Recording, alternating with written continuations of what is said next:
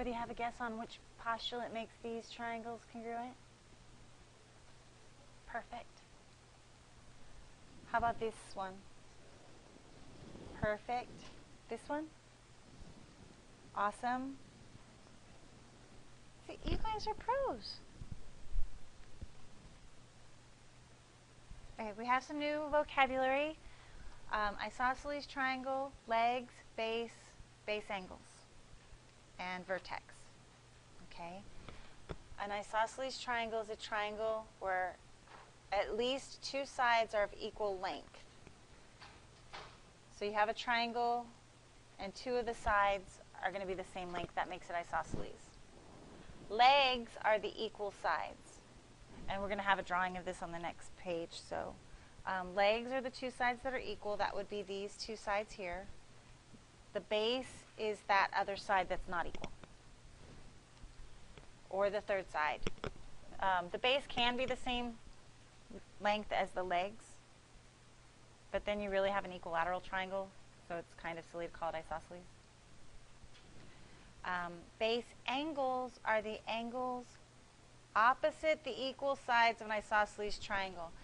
They're the angles that touch the base. Okay, if this is our base, these are our base angles. And the vertex is the angle opposite the base. Okay, the vertex is the angle between the legs.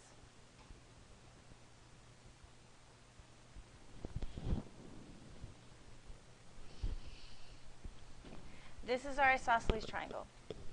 We have two congruent sides, here and here, and these are the legs. The other side is the base. The two angles that connect between the base and the leg are the base angles, and then the angle between the two legs is the vertex angle, or just vertex.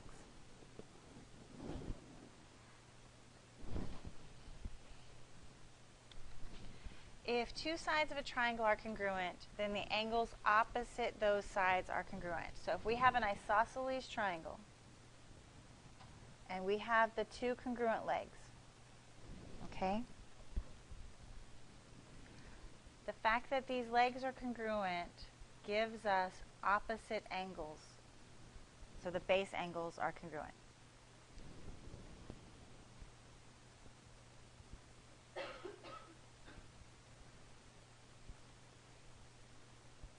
So the legs are congruent, gives us that the base angles are congruent.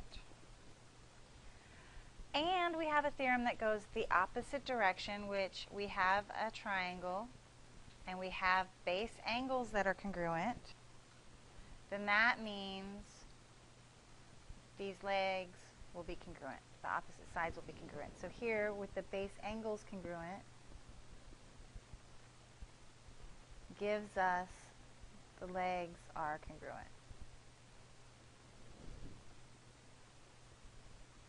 Okay.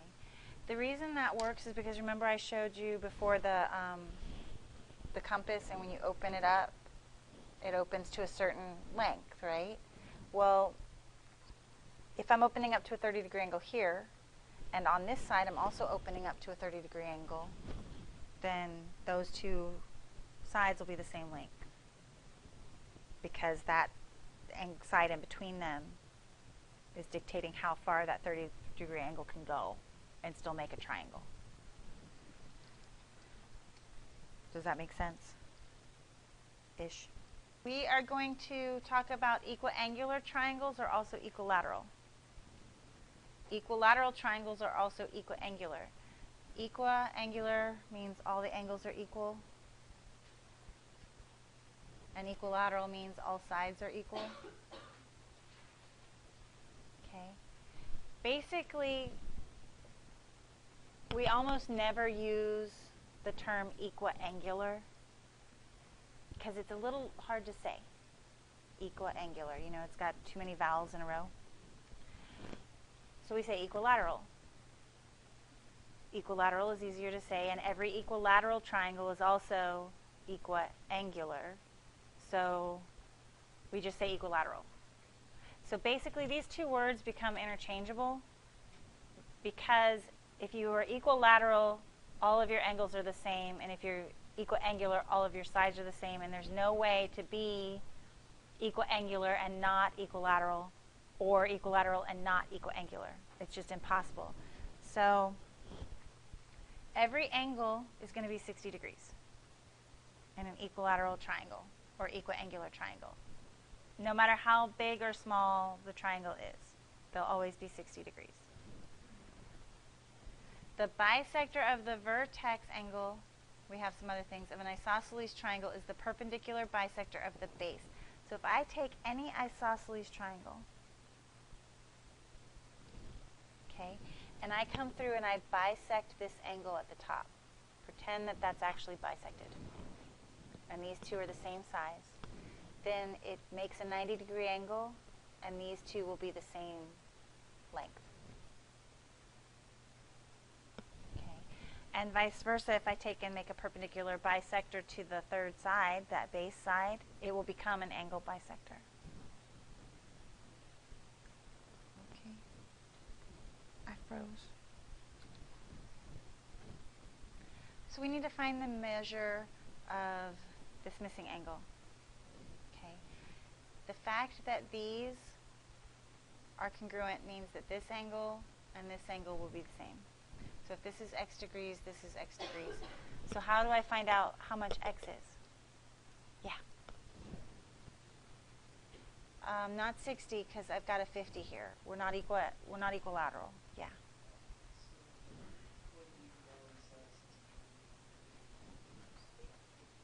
Uh-huh.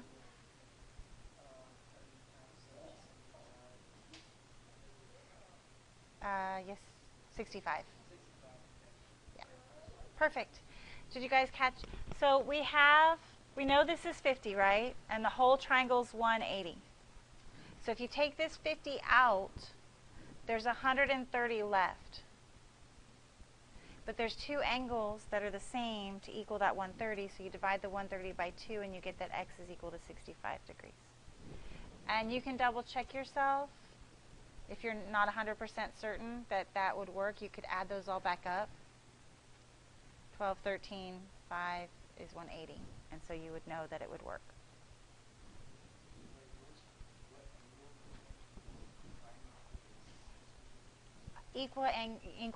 Equilateral or equiangular. So if you had a triangle and it was marked like this, where all three legs are going to be the same, then all three angles would be 60.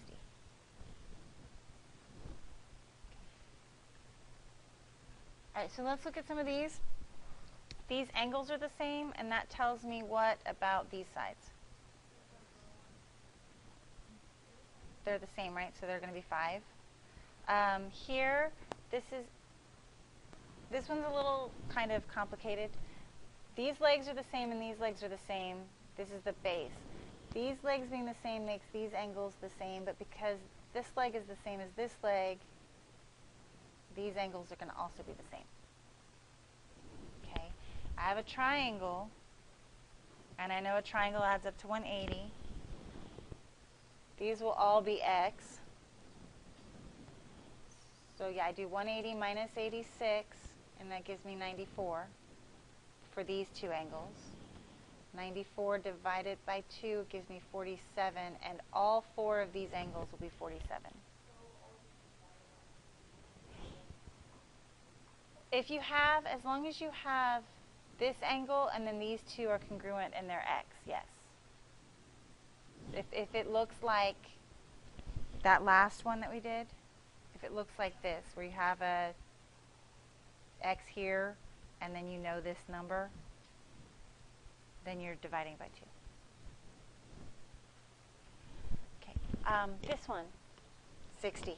Yeah, because we have the 3 sides that are the same, so we know it's 60. We don't have to do any math. Okay, now this one, I have these 3 angles are the same. So if the 3 angles are the same, what are each of these 3 angles? Right? So all 3 of these are 60. What do we know about this straight line? Yeah, so 180 minus 60 So x will be 120.